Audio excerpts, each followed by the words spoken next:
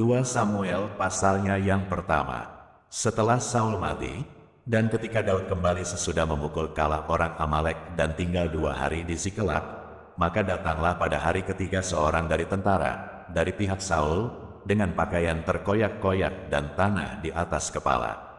Ketika ia sampai kepada Daud, sujudlah ia ke tanah dan menyembah.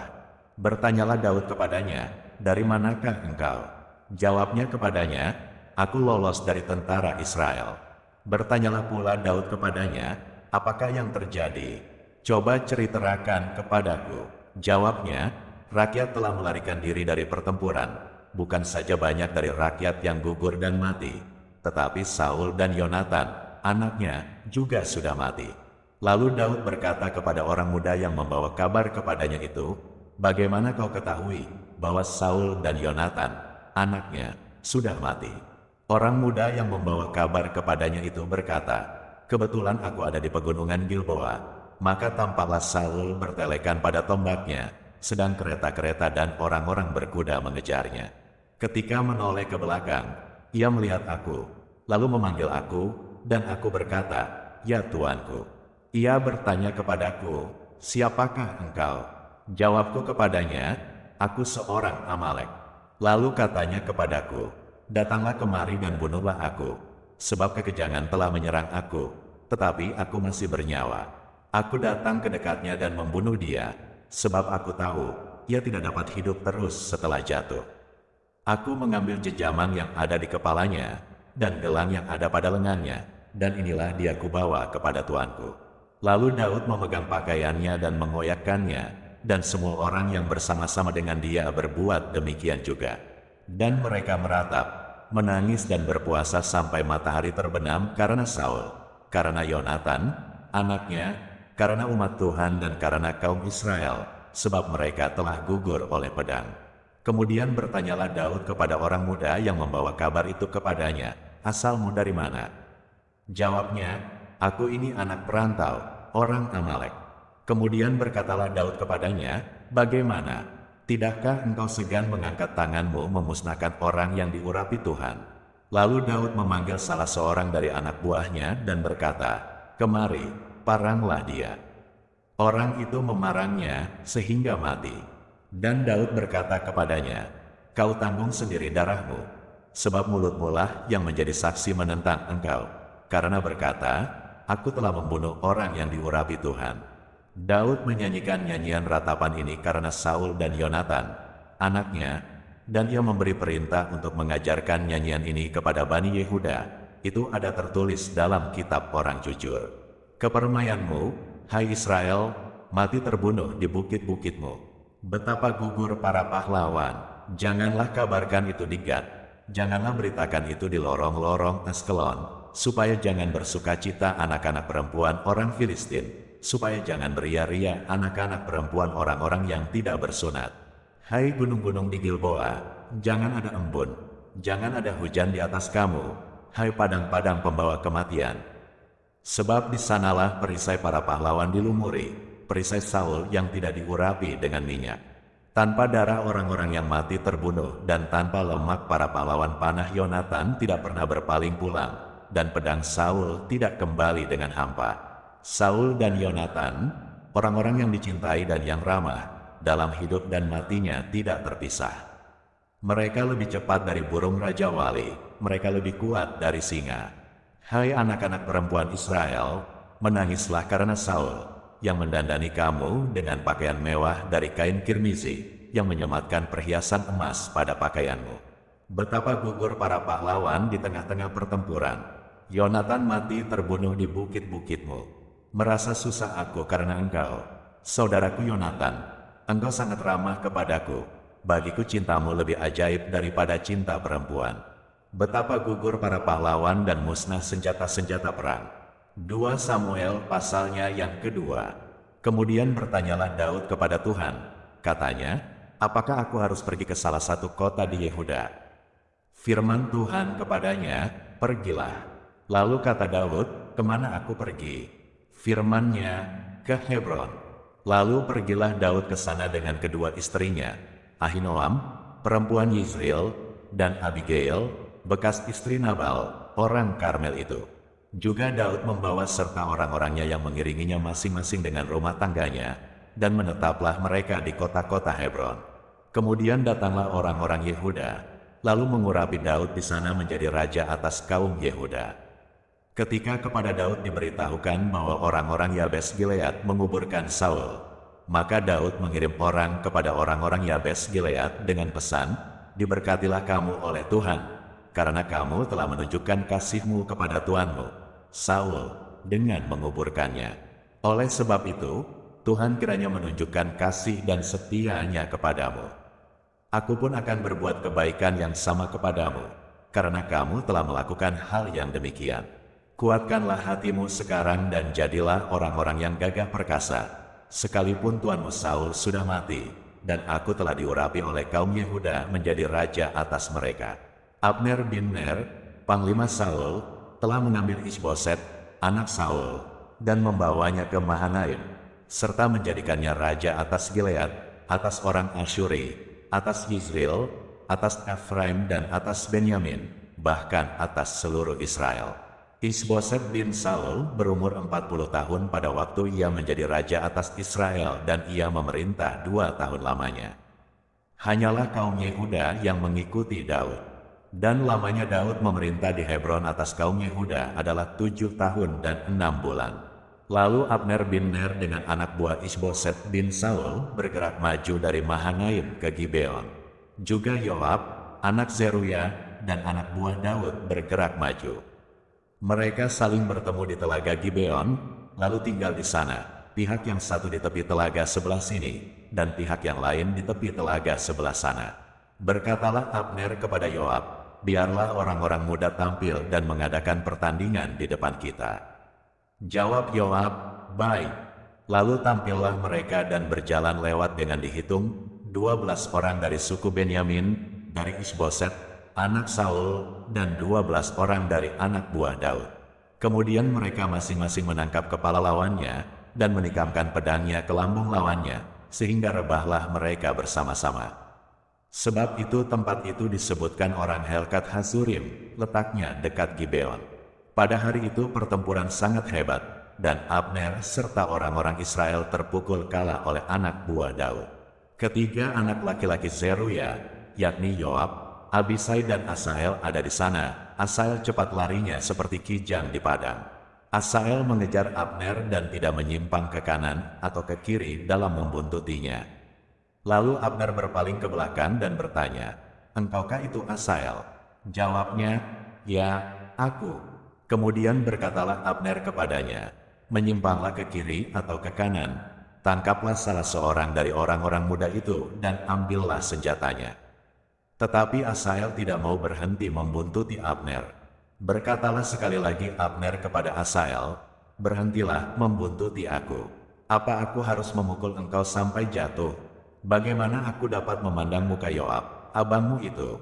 Tetapi Asael menolak berhenti. Lalu Abner menusuk ke belakang ke perut Asael dengan tombaknya, sehingga tombak itu menembus belakangnya, dan rebahlah ia di sana dan mati di tempat itu juga. Semua orang yang datang ke tempat Asael rebah dan mati itu berhenti di sana. Tetapi Yoab dan Abisai mengejar Abner. Ketika matahari masuk dan mereka sampai ke dekat Bukit Ama, yang ada di sebelah timur Giah, ke arah padang gurun Gibeon, berhimpunlah Bani Benyamin di belakang Abner menjadi satu gabungan dan bersiap-siap di puncak sebuah bukit. Berserulah Abner kepada Yoab, "Haruskah pedang makan terus-menerus? Tidak tahukah engkau bahwa kepahitan datang pada akhirnya? Berapa lama lagi engkau tidak mau mengatakan kepada rakyat itu, supaya mereka berhenti memburu saudara-saudaranya?" Jawab Yoab, "Demi Allah yang hidup, sekiranya engkau berbicara tadi, maka tentulah sudah dari tadi pagi rakyat menarik diri dari memburu saudara-saudaranya." Lalu Yoab meniup sangkakala dan seluruh rakyat berhenti. Mereka tidak lagi mengejar orang Israel dan tidak berperang lagi. Semalam-malaman Abner dan orang-orangnya berjalan melalui Araba Yordan, menyeberangi sungai Yordan, berjalan terus hampir sepanjang siang, lalu sampai ke Mahanaim. Ketika Yoab berhenti memburu Abner dan menghimpunkan seluruh rakyat, ternyata 19 orang dari anak buah Daud hilang termasuk Asael. Tetapi anak buah Daud menewaskan dari suku Benyamin, dari orang-orang Abner, 360 orang. Mereka mengangkat mayat Asael dan menguburkannya di dalam kubur ayahnya yang di Betlehem.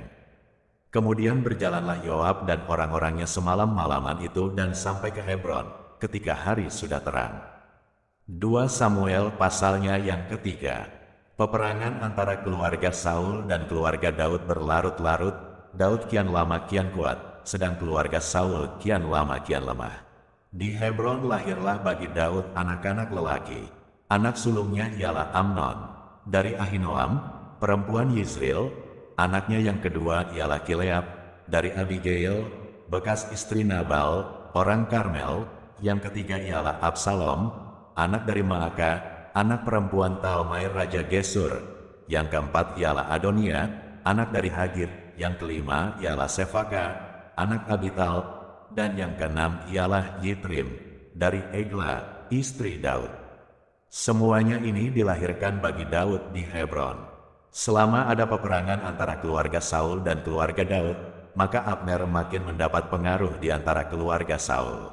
Saul mempunyai gundik yang bernama Rispa, dia anak perempuan ayah. Berkatalah Isboset kepada Abner, "Mengapa kau hampiri gundik ayahku?" Lalu sangat marahlah Abner karena perkataan Isboset itu. Katanya, "Kepala anjing dari Yehudakah aku? Sampai sekarang aku masih menunjukkan kesetiaanku kepada keluarga Saul, ayahmu, kepada saudara-saudaranya dan kepada sahabat-sahabatnya, dan aku tidak membiarkan engkau jatuh ke tangan Daud. Tetapi sekarang engkau menuduh aku berlaku salah dengan seorang perempuan.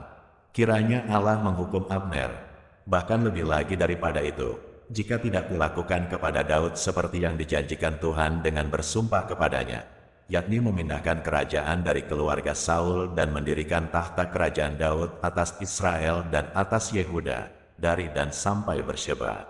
Dan Isboset tidak dapat lagi menjawab sepatah kata pun kepada Abner, karena takutnya kepadanya. Lalu Abner mengirim utusan kepada Daud dengan pesan, "Milik siapakah negeri ini? Adakanlah perjanjian dengan aku, maka sesungguhnya aku akan membantu engkau untuk membawa seluruh orang Israel memihak kepadamu." Jawab Daud, "Baik, aku akan mengadakan perjanjian dengan engkau. Hanya satu hal ku minta daripadamu, yakni engkau tidak akan menghadap aku, kecuali jika engkau membawa lebih dahulu Mihal, anak perempuan Saul, apabila engkau datang menghadap aku." Daud mengirim utusan juga kepada Isboset, anak Saul, dengan pesan, "Berikanlah istriku Mihal, yang telah kuperoleh dengan 100 kulit hatan orang Filistin." Lalu Isboset menyuruh mengambil perempuan itu daripada suaminya, yakni Paltil bin Lais. Dan suaminya berjalan bersama-sama dengan dia, sambil mengikuti dia dengan menangis sampai ke Bahurim. Lalu berkatalah Abner kepadanya, "Ayo, pulanglah." Maka pulanglah ia. Sementara itu berundinglah Abner dengan para tua-tua orang Israel. Katanya, "Telah lama kamu menghendaki Daud menjadi raja atas kamu. Maka sekarang bertindaklah, sebab Tuhan sudah berfirman tentang Daud. Demikian, dengan perantaraan hambaku Daud aku akan menyelamatkan umatku Israel dari tangan orang Filistin dan dari tangan semua musuhnya." Abner berbicara dengan orang Benyamin, pula Abner pergi membicarakan dengan Daud di Hebron segala yang sudah dipandang baik oleh orang Israel dan oleh seluruh kaum Benyamin. Ketika Abner datang kepada Daud di Hebron bersama-sama 20 orang, maka Daud mengadakan perjamuan bagi Abner dan orang-orang yang menyertainya. Berkatalah Abner kepada Daud, "Baiklah aku bersiap untuk pergi mengumpulkan seluruh orang Israel kepada tuanku raja, supaya mereka mengadakan perjanjian dengan tuanku dan tuanku menjadi raja atas segala yang dikehendaki hatimu." Lalu Daud membiarkan Abner pergi dan berjalanlah ia dengan selamat. Anak buah Daud dan Yoab baru saja pulang setelah mengadakan penggerebekan dan mereka membawa pulang jarahan yang banyak. Tetapi Abner tidak lagi bersama-sama Daud di Hebron, sebab ia telah dilepasnya pergi dengan selamat. Ketika Yoab bersama dengan segenap tentaranya sudah pulang, diberitahukan kepada Yoab, demikian Abner bin Ner telah datang kepada raja dan ia sudah dibiarkannya pergi dengan selamat. Kemudian pergilah Yoab kepada raja, katanya, "Apakah yang telah kau perbuat? Abner telah datang kepadamu, mengapa engkau membiarkannya begitu saja?" apakah engkau tidak kenal Abner bin Ner itu? Ia datang untuk memperdaya engkau dan untuk mengetahui gerak-gerikmu dan untuk mengetahui segala yang hendak kau lakukan." Sesudah itu keluarlah Yoab meninggalkan Daud dan menyuruh orang menyusul Abner. Lalu mereka membawanya kembali dari perigi Sirah tanpa diketahui Daud. Ketika Abner kembali ke Hebron, maka Yoab membawanya sebentar ke samping di tengah-tengah pintu gerbang itu, seakan-akan hendak berbicara dengan dia dengan diam-diam. Kemudian ditikamnyalah dia di sana pada perutnya, sehingga mati, membalas darah Asael, adiknya. Ketika hal itu didengar Daud kemudian, berkatalah ia, "Aku dan kerajaanku tidak bersalah di hadapan Tuhan sampai selama-lamanya terhadap darah Abner bin Ner itu. Biarlah itu ditanggung oleh Yoab sendiri dan seluruh kaum keluarganya. Biarlah dalam keturunan Yoab tidak putus-putusnya ada orang yang mengeluarkan lelehan, yang sakit kusta, yang bertongkat, yang tewas oleh pedang, atau yang kekurangan makanan." Demikianlah Yoab dan Abisai, adiknya, membunuh Abner, karena ia telah membunuh Asael, adik mereka, di Gibeon dalam pertempuran. Dan berkatalah Daud kepada Yoab dan kepada segala rakyat yang bersama-sama dengan dia, "Koyakkanlah pakaianmu dan lilitkanlah pada tubuhmu kain kabung dan merataplah di depan mayat Abner." Raja Daud sendiri pun berjalan di belakang usungan mayat. Ketika orang menguburkan Abner di Hebron, maka menangislah raja dengan suara nyaring pada kubur Abner dan seluruh rakyat pun menangis. Karena Abner raja mengucapkan nyanyian ratapan ini, "Apakah Abner harus mati seperti orang bebal? Tanganmu tidak terikat dan kakimu tidak dirantai. Engkau gugur seperti orang gugur oleh orang-orang berjana." Dan seluruh rakyat itu makin menangis karena dia. Seluruh rakyat datang menawarkan kepada Daud untuk makan roti selagi hari siang. Tetapi Daud bersumpah, katanya, "Kiranya Allah menghukum aku, bahkan lebih lagi daripada itu, jika sebelum matahari terbenam aku mengecap roti atau apapun." Ketika seluruh rakyat melihat hal itu, mereka menganggap hal itu baik, seperti segala sesuatu yang dilakukan raja dianggap baik oleh seluruh rakyat. Maka tahulah seluruh rakyat dan seluruh Israel pada hari itu, bahwa pembunuhan Abner bin Ner bukanlah rancangan raja. Kemudian berkatalah raja kepada para pegawainya, "Tidak tahukah kamu, bahwa pada hari ini gugur seorang pemimpin, seorang besar, di Israel? Tetapi aku ini sekarang masih lemah, sekalipun sudah diurapi menjadi raja, sedang orang-orang itu, yakni anak-anak Zeruya, melebihi aku dalam kekerasan. Kiranya Tuhan membalas kepada orang yang berbuat jahat setimpal dengan kejahatannya."